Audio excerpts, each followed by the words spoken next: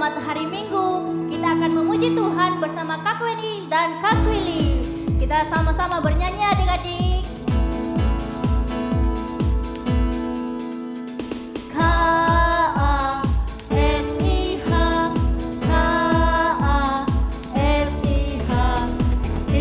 Kasih, kasih, kasih, kasih, kasih. K-A-S-I-H, K-A-S-I-H. Kasih, kasih, kasih, kasih, kasih, kasih, kasih. Kasih itu sabar, tidak suka marah-marah. Sayang kepada teman seperti kasih Yesus. Kasih itu sabar, tidak suka marah-marah. Sayang kepada teman seperti kasih Yesus. Ku kasihi kau dengan kasih Tuhan.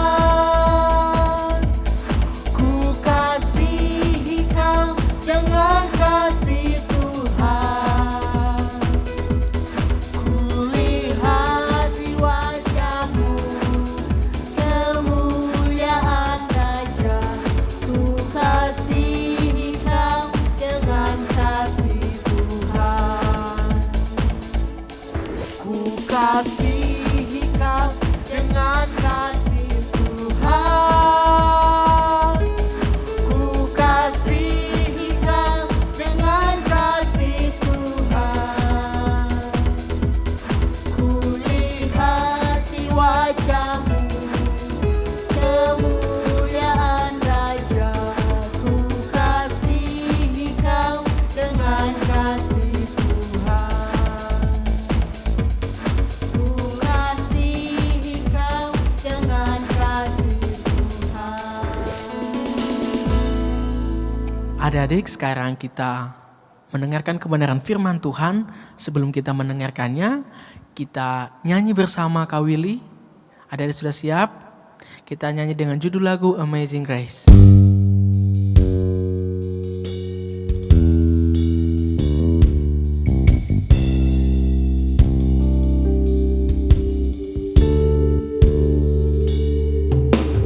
Amazing grace, how sweet the sound that saved a wretch like me. I was lost,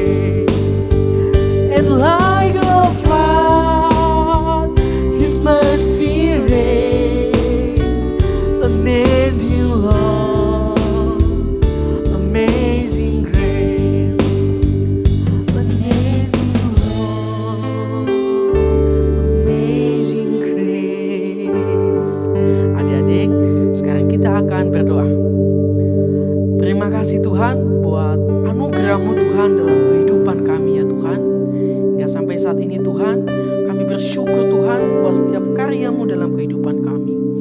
Terima kasih Tuhan, jika sebentar kami akan mendengarkan kebenaran firman-Mu Tuhan. Berkati kami, ajari kami Tuhan, supaya kami dapat mengikuti apa setiap perkataan firman-Mu Tuhan. Urapi kami dengan kuasa Roh Kudus-Mu Tuhan, mampukan kami ya Tuhan untuk mengerti akan kebenaran firman-Mu. Hanya di dalam nama Tuhan Yesus kami berdoa, haleluya, amin. Halo Kak Weni, halo adik-adik semuanya. Hari ini Kak Rizka bersama dengan Kak Weni mau menjelaskan tentang bertobat. Atau dalam bahasa Inggrisnya kita menyebut repentance. Ayo sama-sama kita ulangi ya, repentance. Dan nanti kita juga akan melakukan object lesson. Apakah yang terjadi saat kita bertobat? Tapi sebelumnya kita akan baca ayat dulu ya. Ayo sama-sama buka Alkitabnya. Alkitab, Alkitab, bukunya Tuhan. Alkitab, Alkitab, buku kesayangan. Ku punya Alkitab, ku punya Alkitab. Ini firman Tuhan, ini Alkitabku. Lukas 3 ayat 1-3. Dalam tahun ke-15 dari pemerintahan Kaisar Tiberius, ketika Pontius Pilatus menjadi wali negeri di Yudea, dan Herodes raja wilayah Galilea, Filipus saudaranya raja wilayah Uterea dan Trakonitis, dan Lisanias raja wilayah Abilene. Pada waktu Hanas dan Kayafas menjadi imam besar, datanglah firman Allah kepada Yohanes anak Zakaria di padang gurun. Maka datanglah Yohanes ke seluruh daerah Yordan dan menyerukan, "Bertobatlah dan berilah dirimu dibaptis dan Allah akan mengampuni dosamu." Lanjut di ayat 15 sampai ayat 18. Tetapi karena orang banyak sedang menanti dan berharap, dan semuanya bertanya dalam hatinya tentang Yohanes, kalau ia adalah Mesias. Yohanes menjawab dan berkata kepada semua orang itu, "Aku membaptis kamu dengan air, tetapi ia yang lebih berkuasa daripadaku. Aku datang dan membuka tali kasutnya pun aku tidak layak. Ia akan membaptis kamu dengan Roh Kudus dan dengan api." Alat penampi sudah di tangannya untuk membersihkan tempat pengirikannya dan untuk mengumpulkan gandumnya ke dalam lumbungnya. Tetapi debu jerami itu akan dibakarnya dalam api yang tidak terpadamkan. Dengan banyak nasihat lain, Yohanes memberitakan Injil kepada orang banyak. Selanjutnya kita akan membaca di Yohanes 1 ayat 29 sampai 34. Pada keesokan harinya Yohanes melihat Yesus datang kepadanya dan ia berkata, "Lihatlah anak domba Allah yang menghapus dosa dunia. Dialah yang kumaksudkan ketika kukatakan, kemudian daripadaku akan datang seorang yang telah mendahului aku, sebab dia telah ada sebelum aku. Dan aku sendiri pun mula-mula tidak mengenal dia, tetapi untuk itulah aku datang dan membaptis dengan air, supaya ia dinyatakan kepada Israel." Dan Yohanes memberi kesaksian, katanya, "Aku telah melihat Roh turun dari langit seperti merpati, dan ia tinggal di atasnya.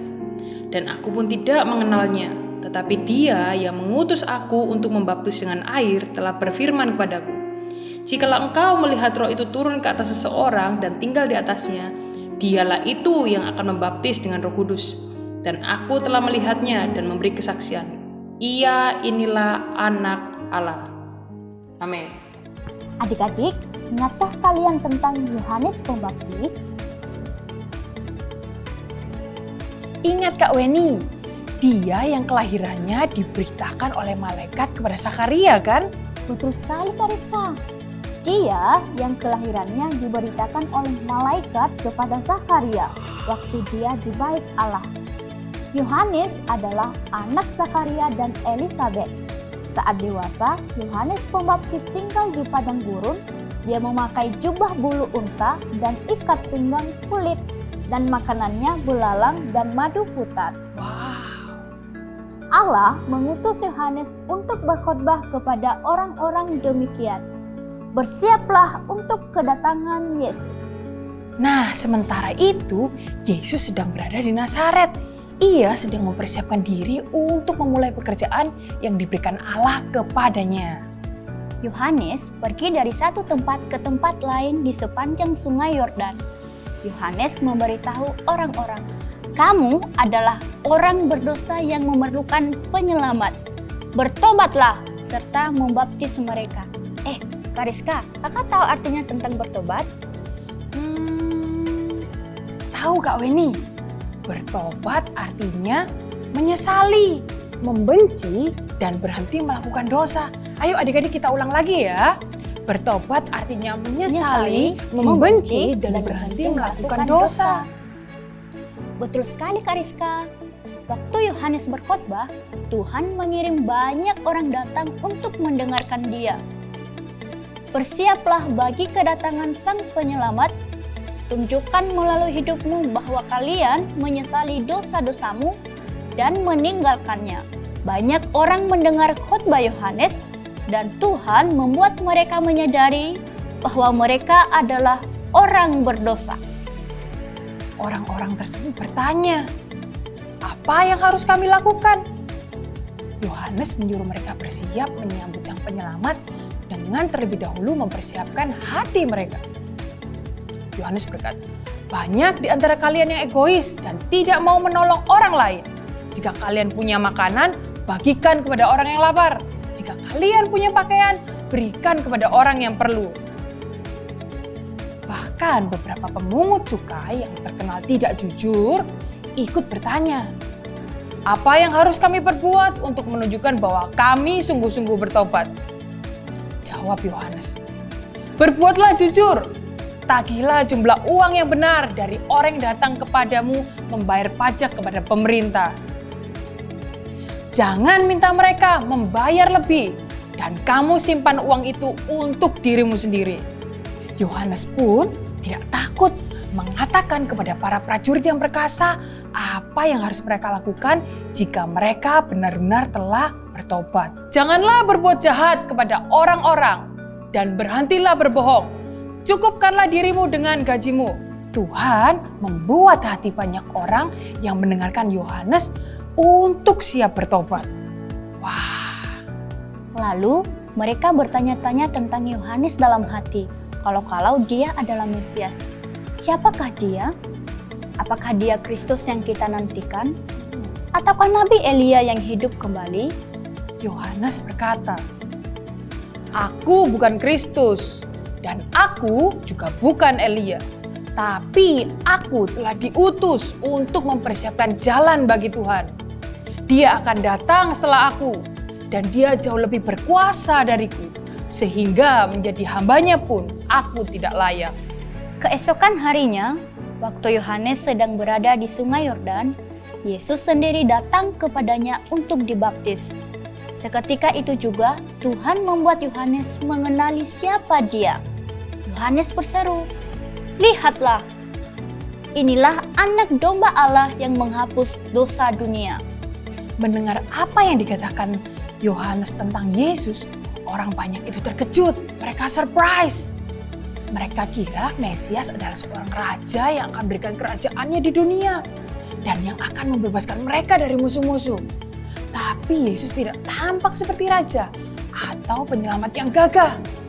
Bahkan dia tak punya kerajaan atau bala tentara yang kuat. Mengapa ya Kariska? Yohanes memanggil Yesus anak domba Allah? Begini Kak Weni, karena di perjanjian lama sebelum Yesus datang, Allah menyuruh umatnya untuk mengorbankan seekor anak domba tak bercacat celah untuk menghapus dosa, untuk pengampunan dosa. Hal ini dilakukan umat Tuhan sampai waktunya tiba bagi Allah untuk mengutus Yesus Sang Penyelamat untuk mati bagi dosa umatnya. Dan ketika Yohanes memanggil Yesus anak domba Allah, Tuhan memakai dia untuk memberitahu semua orang bahwa Yesuslah yang diutus Allah untuk menjadi korban penghapus dosa umat Tuhan. Jadi saat kita bertobat dan percaya kepada Yesus sebagai penyelamat, maka dosa kita dihapuskan dan kita menjadi anak-anak Allah. Ini adalah kabar baik, Kak Weni. Adik-adik, Kak Rizka dan Kak Weni akan memberikan suatu ilustrasi atau object lesson apa yang terjadi saat kita bertobat. Nah, Kak Rizka di sini punya koin, Kak Rizka juga ada piring, Kak Rizka juga punya cairan yang berwarna hitam. Nah, koin ini melambangkan Kak Rizka, Kak Weni juga semua adik-adik. Lalu cairan berwarna hitam ini melambangkan dosa. Kita tahu bahwa di dalam firman Tuhan di Roma 3 ayat 23 bahwa semua manusia telah berdosa. Kita tuang.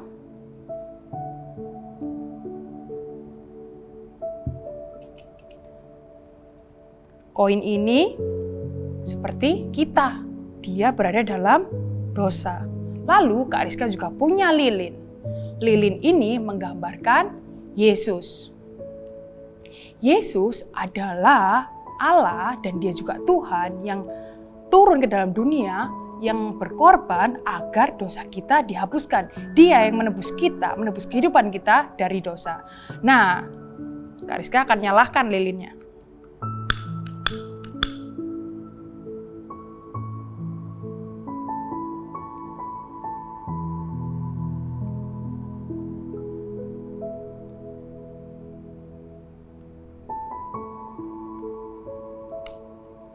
Adik-adik, saat kita berbuat dosa, sebenarnya kita ada pilihan, yaitu kita bisa terus berbuat dosa, atau kita bisa meminta Tuhan, berdoa, dan bertobat kepadanya.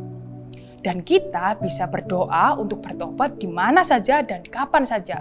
Seperti contohnya, Kak Weni akan memberikan contoh saat kita berdoa untuk bertobat. Ayo adik-adik kita sama-sama bersatu dalam doa. Tuhan Yesus, ampuni aku yang telah berbuat dosa. Saat ini saya mau bertobat dan Tuhan yang memampukan saya untuk bisa bertobat. Dalam nama Tuhan Yesus, amin.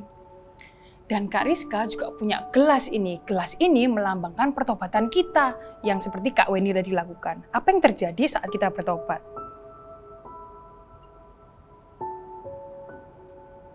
Nah, adik-adik lihat bahwa semua cairan yang berwarna hitam tadi masuk ke dalam gelas dan mereka mendekati lilin. Ini berarti menggambarkan apa? Bahwa semua dosa kita telah diambil oleh Yesus. Lalu gelas ini menggambarkan pertobatan atau repentance. Saat kita bertobat, Yesus mengambil dosa kita.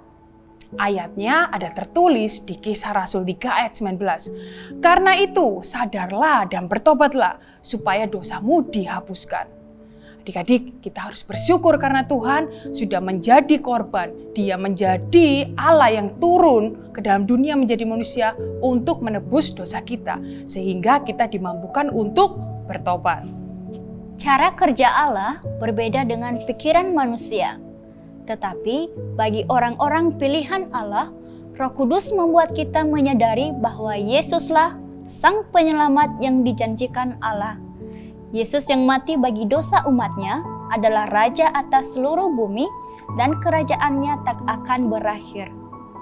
Kerajaannya disebut Kerajaan Allah dan warga kerajaannya adalah mereka yang percaya Yesus sebagai penyelamat mereka. Adik-adik, hari ini kita diingatkan lagi untuk percaya bahwa Yesus adalah anak domba Allah. Dia mati di kayu salib untuk menyelamatkan umatnya dari dosa mereka. Sekarang kita tahu apa artinya bertobat dari dosa. Bertobat artinya menyesali dosa kita, membencinya, dan berhenti melakukannya. Dan kita berkata, Tuhan, aku menyesal. Aku benci dosaku. Aku gak mau berdosa lagi. Bantu aku Tuhan untuk tidak berdosa. Adik-adik, perhatikan apa yang Kak Rizka katakan ya. Ketika Allah menyuruh kita untuk melakukan sesuatu, Dia juga yang akan memberikan kita kekuatan untuk melakukannya. Saat Allah menyuruh kita untuk bertobat, maka Allah juga memberi kita kekuatan untuk bertobat. Kita tak dapat bertobat jika Roh Kudus tidak mengubah hati kita terlebih dahulu. Nah, adik-adik, setelah kita mendengarkan firman Tuhan, kita berdoa dulu yuk. Kita mau minta Allah untuk menolong kita menyesali, membenci, dan berpaling dari dosa kita. Karena dosa tidak menyukakan hati Tuhan. Yuk kita sama-sama tutup mata, kita lipat tangan. Tuhan, terima kasih untuk anugerah-Mu dan kasih karunia-Mu untuk kami. Terima kasih Engkau telah mengirim penyelamat yaitu Yesus untuk membantu kami bertobat Tuhan. Dan kami dihapuskan dosa-dosa kami karena pengorbanan Yesus Kristus. Kami percaya Tuhan, mulai saat ini Tuhan, setiap kami melakukan kesalahan, kami melakukan hal yang gak benar, bantu kami untuk berubah, bantu kami untuk membenci dosa, bantu kami untuk melakukan hal yang benar sesuai dengan firman-Mu.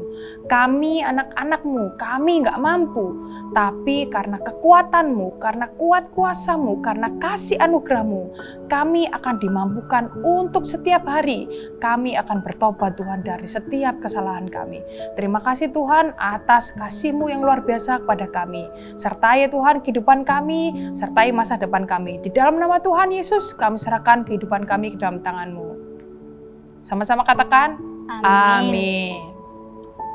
Adik-adik, kita bersyukur karena Yesus adalah anak domba Allah yang telah mati untuk dosa kita, yang mengampuni kita. Adik-adik, sekarang kita akan menghafal ayat hafalan dari 1 Yohanes pasal 4 ayat 19. Kita mengasihi karena Allah lebih dahulu mengasihi kita. Sekali lagi ya adik-adik, 1 Yohanes pasal 4 ayat 19. Kita mengasihi karena Allah lebih dahulu mengasihi kita. Nah, sekarang kita akan menghafal dalam bahasa Inggris. Kalian pasti masih ingat kan ya? Yuk sama-sama kita menghafal. 1 John 4 verse 19. We love because He first loved us. Once more. 1 John 4 verse 19. We love because He first loved us. Nah, adik-adik, kita tidak terasa sudah selesai nih ibadahnya. Adik-adik jangan lupa apa Kak Beni? 4M. Selalu pakai masker, jaga jarak. Dan juga kalau kalian habis pergi kemana-mana jangan lupa untuk cuci tangan dengan air yang bersih dan dengan sabun. Dan ada 4M yang paling penting adik-adik. Kalian setiap hari membaca renungan dan membaca Alkitab. Karena Alkitab atau firman Tuhan yang akan menuntun hidup kita, menuntun pikiran kita, menuntun hati kita untuk menjalani kehidupan ini. Happy Sunday and God bless you.